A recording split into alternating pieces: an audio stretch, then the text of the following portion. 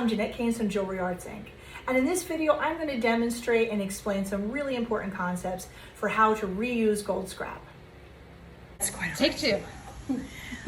So we were talking with Elizabeth about recycling gold, which is reusing things that other people have made or that you have made to use the metal again. And one of the things that we were discussing is there's a big difference between, melting down some stuff and reusing it and using like fresh gold. For techniques like granulation and fusing and stuff like that, you're gonna make fresh gold at a certain alloy so that you know exactly what it is and you know exactly how it's gonna behave. But that doesn't mean you can't take this stuff and reuse it yourself. You just have to know what it'll do and what it won't do.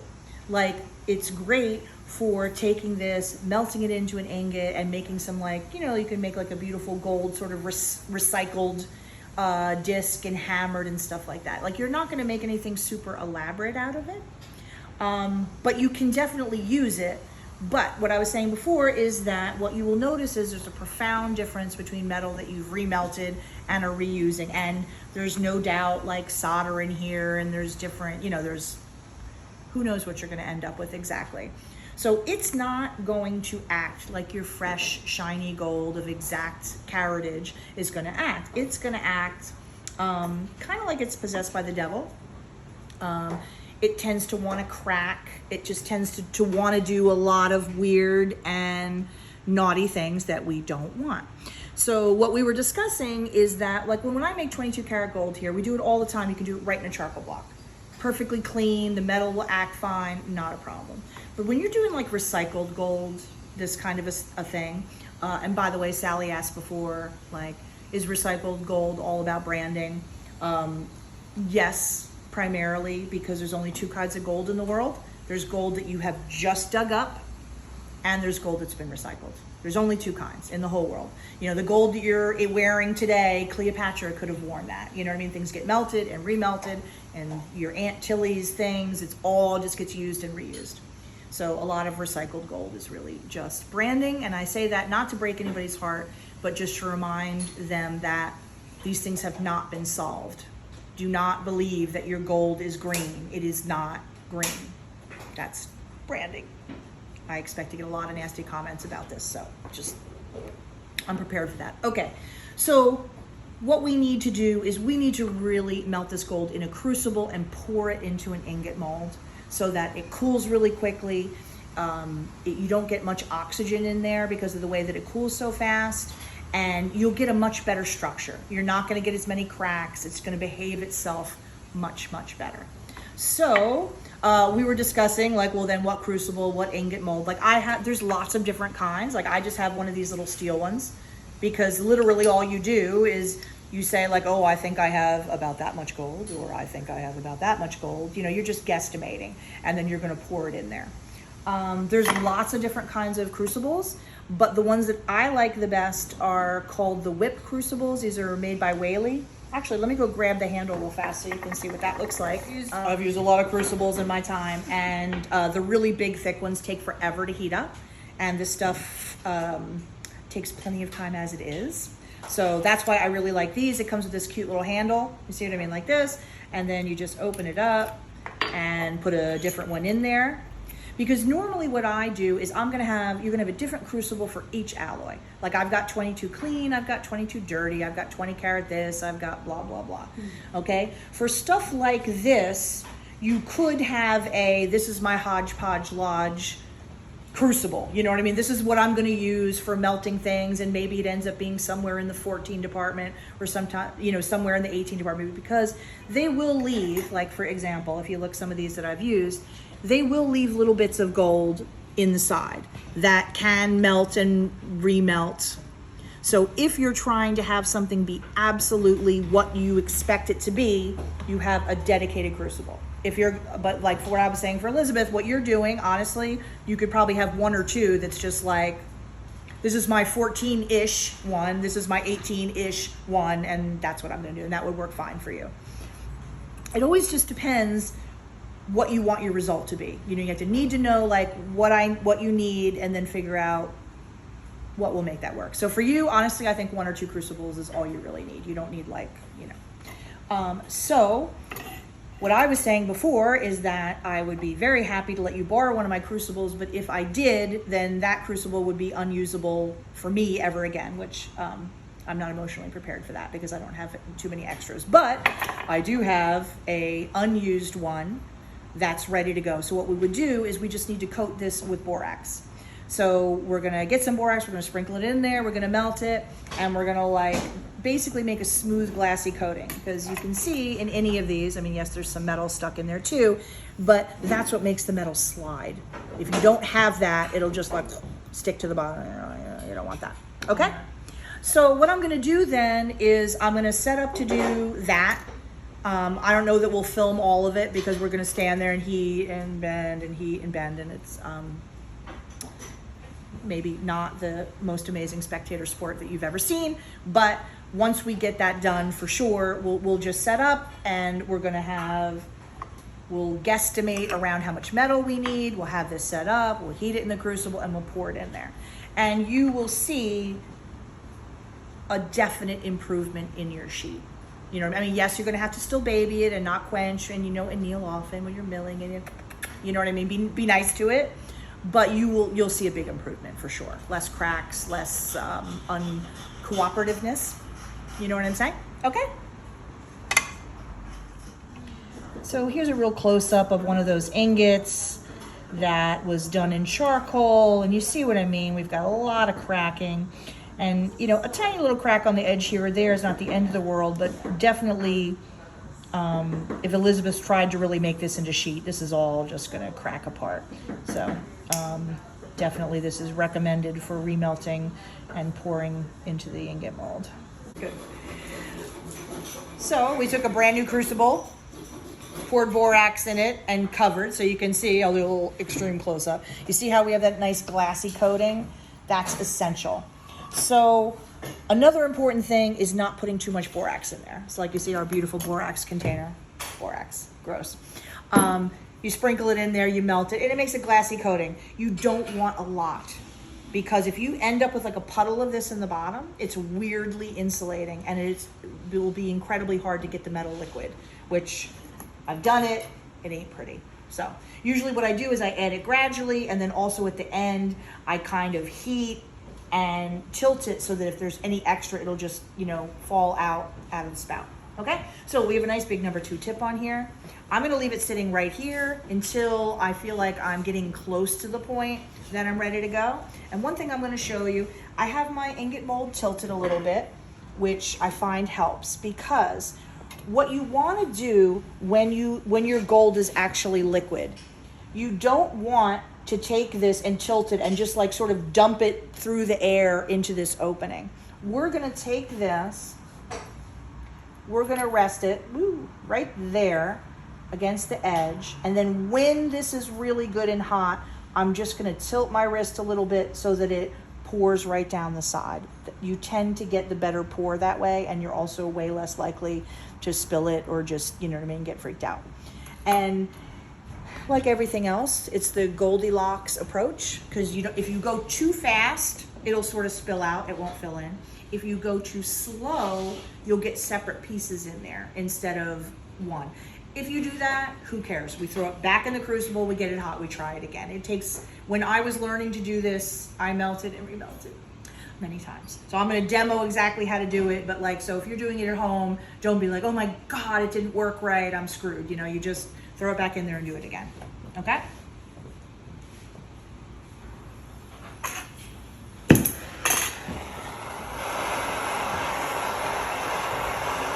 And another thing, once I feel like we're reasonably ready to do this, we're gonna hold it up at the entrance there for a couple minutes, still heating the gold, but heating the entrance to the ingot mold, because you want that a little warm. So usually once I feel like I'm almost there, I pick it up, I put it there, we'll stay there for a couple minutes until I feel like, and then it's gonna be just that little turn of the wrist to pour it in there.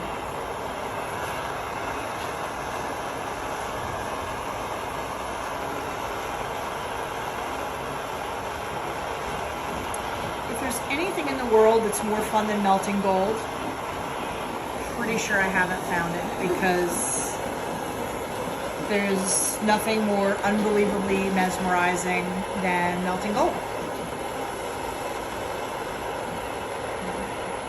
And you know, we put everything in there. We put that like cracky ingot, we put all your other little scrap. And I just sort of looked at this and guesstimated what's the right size. We'll find out. Find out if that's right or not. But what we were saying before is, you know, ideally it just overfills it a tiny bit. But the truth is, as long as you get one solid ingot, it works fine. You know what I mean?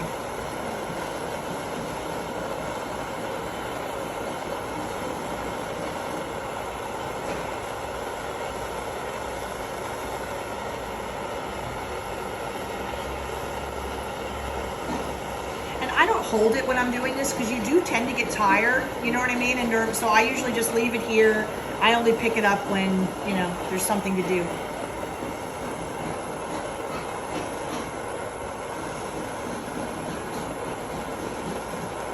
Oh yeah, look at that.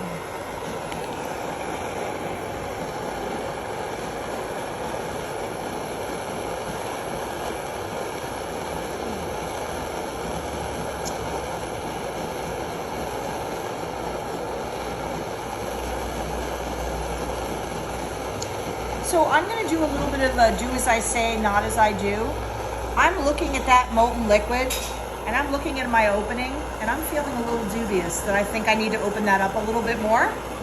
So at home, you would turn your torch off like a normal human being and adjust it and then go back to heating. I'm going to not do that because yeah, I looked at that once it was molten and I was like, oh, you know what? That doesn't... I think we need a little more. Somewhere more like that, I think.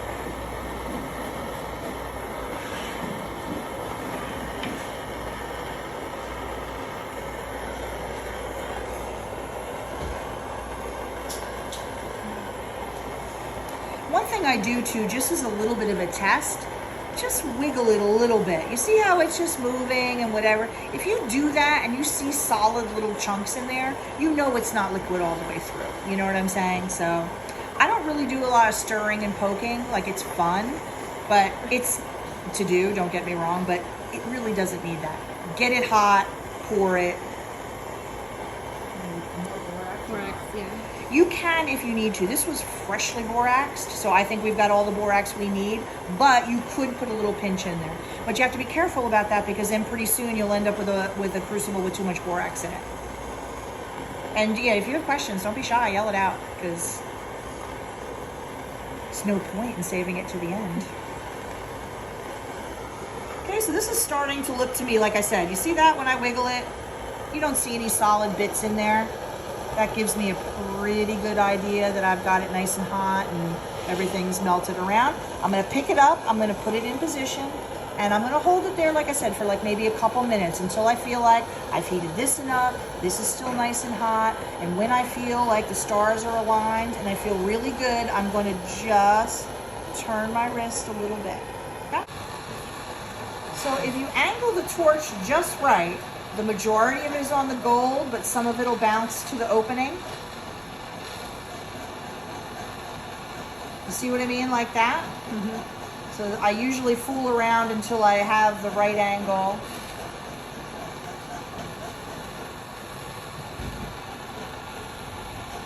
And the biggest thing about doing this is never feel like I have to do something. Just wait.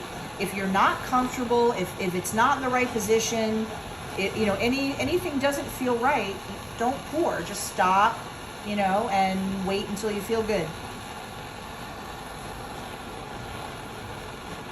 There's a lot of philosophy in jewelry making, you know. Don't go forward if it doesn't feel right.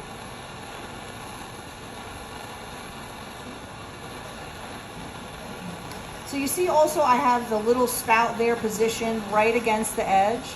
Susie, can I ask you for a favor that's weird? Will you put my glasses on top of my head? They just slid down and these are readers and now I can't see. Thank you so much. That's perfect. Yes, perfect, thank you. Sorry, needed a little technical assist there. So I'm gonna hold it here maybe another minute just to really feel sure that like everything's hot and whatever. But this is ideal. This is the spot that all I'm gonna have to do is just turn my wrist a little bit and it's gonna pour right down in there, all delicious and beautiful.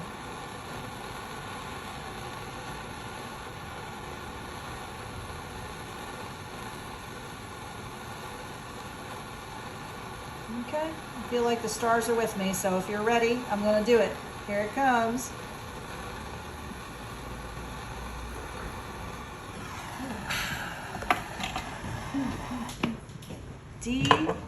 Delicious. It's pretty impressive having that little dollop of borax at the top. And can you see this, Alexis? Because I'm gonna do the sexy reveal and open it up, and we're gonna see our gorgeous little ingot. Let me come around that. Because this is the sexy part. Get in there, Alexis. It's like, I'll slide this back. Now remember, do not touch the ingot mold with your bare hands. You will be very unhappy should you do that. Slide it back, and then, oh, look at that sexy goodness. You see? And you see how clean it is? Because that's the thing, when you put it in there and it cools so fast, and you get that really sort of like almost oxygen-free environment, you get no oxidation, and you see like you just get like a really good structure, okay? So don't touch it because it's still a little warm. Let it cool a little bit. A lot of times I'll take it then back to the sink and scrub it with a little Dawn because, you know, this has a little grease and whatever, and just get that off of there.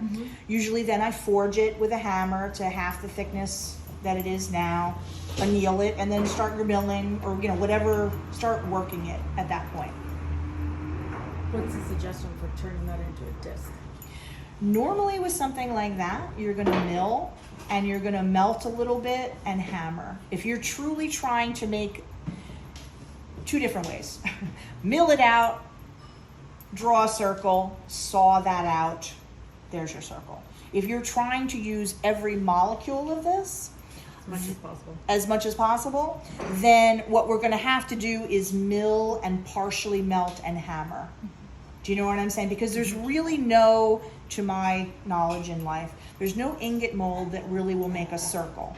You could make one out of charcoal and pour it in there and then cover it real fast with other charcoal, but I don't think you're gonna get exactly the best structure that way. So essentially mill it, so I'm getting more of a square, and then, Yeah, we're just gonna have to do it in a few stages, and it may involve melting in some of the edges and then hammering them, you know, to shape. bringing in the corners. Yes, Yeah. exactly. Okay? Gonna get at it. So just to show what can happen, Elizabeth poured this, but she poured a little too slow, so it's separated. So you see how it looks like we have those little sections there? Now, what we were talking about is that she needs this all in one big piece, so we're gonna have to remelt. But what I was saying is if you just needed smaller sections, you could just use it the way it is, but that would definitely come apart. Like those aren't really truly attached. You see what I mean? You got that like triple decker situation there. It's very beautiful the way it is, but we'll have to remelt that. And you know, that's the whole thing to learning to heat it just enough and turn the handle like just fast enough so that it all does one thing. I redid my ingots many times over when I was here.